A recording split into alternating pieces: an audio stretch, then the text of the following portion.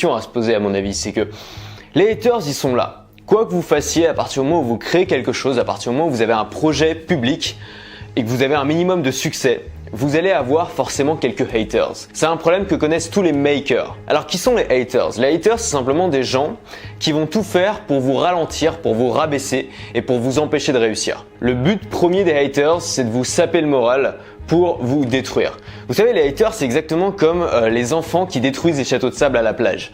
Il y a les enfants qui les créent et les enfants qui les détruisent. Vous remarquerez que c'est jamais les mêmes. Parce que les gens qui créent ne détruisent pas. Parce que les gens qui créent savent à quel point c'est difficile de créer et donc souvent respectent les autres personnes qui créent. Donc les gens qui détruisent, c'est les gens qui ne créent pas. C'est les gens qui ne savent pas ce que c'est que créer. C'est les gens qui ont choisi la facilité. Parce que détruire, ça a toujours été plus facile que construire. Et surtout, c'est des gens qui sont mal avec eux-mêmes. Et c'est souvent le cas. Et on a tous eu une période un peu haineuse. Et on se rend compte finalement que la haine provient souvent de la souffrance. Et les haters, souvent, c'est eux les victimes finalement, parce que c'est eux qui souffrent avant tout. Et c'est pour ça qu'ils ont besoin de rabaisser les autres, c'est parce que eux-mêmes ont un grave problème de confiance en eux. Pourquoi je vous dis ça? Parce que ça sert à rien de leur faire la guerre aux haters. De toute façon, ils sont toujours là.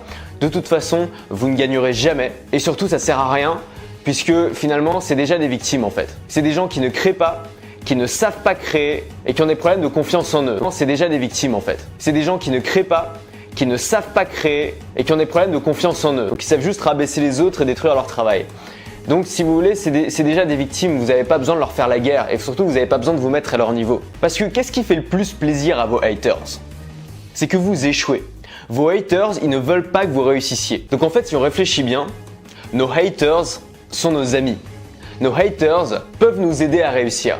Nos haters peuvent provoquer l'effet totalement inverse de ce qu'ils recherchent.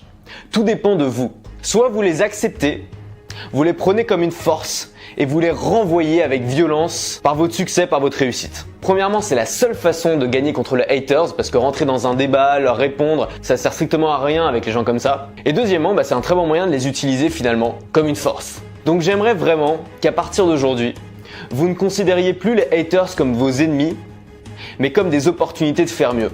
Comme des opportunités d'être meilleur, comme des opportunités de créer toujours plus, de faire grossir votre business, de faire grossir votre audience, de vous dépasser et de leur prouver que vous avez eu raison dès le début.